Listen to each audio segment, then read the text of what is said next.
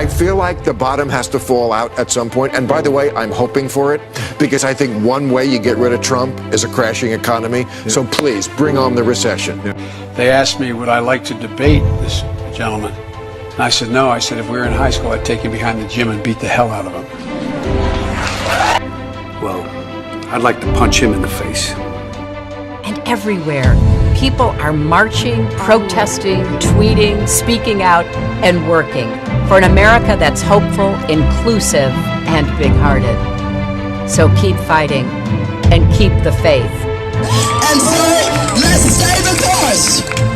Let's make sure we show up wherever we have to show up.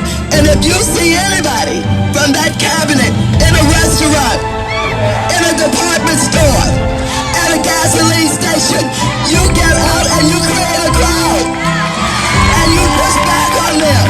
And you tell them they're not welcome anymore, anywhere. It's an actor dressed to look just like President Donald Trump as he's assassinated on stage. Look as his character is stabbed to death.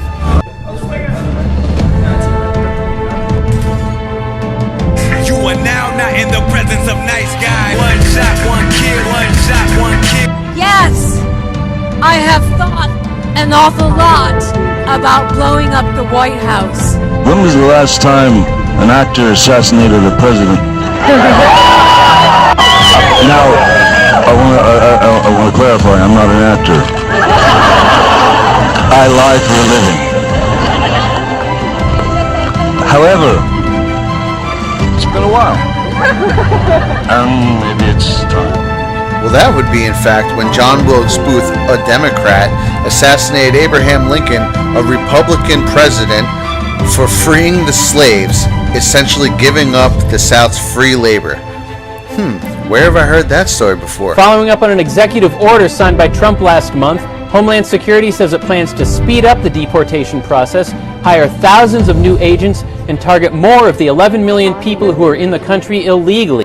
The Republicans, mind you, who were started by a group of anti-slavery abolitionists with the sole purpose to free the slaves, who backed their first candidate in Abraham Lincoln, who did in fact free the slaves, making the Democrats lose their mind. The Democrats then, at the turn of the 20th century, did exactly what they've been doing at the turn of the 21st century. They got in the ears of poor disenfranchised white people, riled them up against the evil black man, and got them to form a three-letter group, the KKK. Much like this century, where they got in the ears of the poor disenfranchised black man and riled them up against the evil white man, got them to form a violent three-letter group, Black Lives Matter. Don't touch me, brother. Then another Southern Democrat named Jim Crow formed a whole bunch of laws to separate black and white, much like the current situation where Day Without a White on campuses, all black award ceremonies, BET, whites not allowed. It's the same tired scam the Democrats did back then. They just reversed it, pointing to their own crimes to inflame the black community, and they're now doing the same exact thing, only in reverse.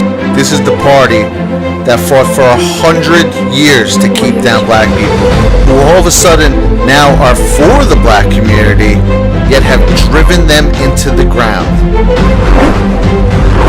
Once America's fourth largest city, Detroit, now a stunning $18 billion in debt. Let's go back to Johnny Depp. Here's him being a total fucking asshole to Amber Heard. You I don't think so. Let's go on. Oh, really? Really? How about Joe Biden? Here's him being a creep to every freaking little girl that comes in his presence.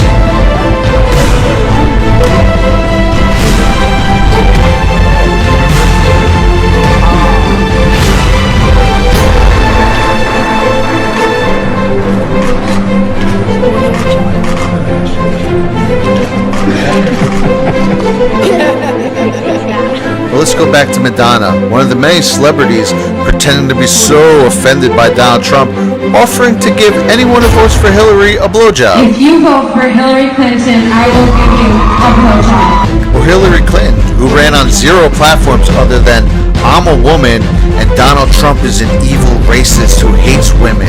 Well, here's Hillary Clinton comparing black gangs to super predators and saying they should be made to heal.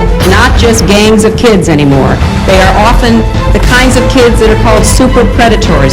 No conscience, no empathy. We can talk about why they ended up that way, but first we have to bring them to heal. Let's stay in the 90s with Snoop Dogg. Well, while he was on trial for murder, Donald Trump was getting praised by the Rainbow Coalition for furthering black people in the workforce. The Democratic Party does nothing but lie and doesn't give two shits about anyone, and they're essentially domestic terrorists at this point. But I did not have sexual relations with Miss Lewinsky, and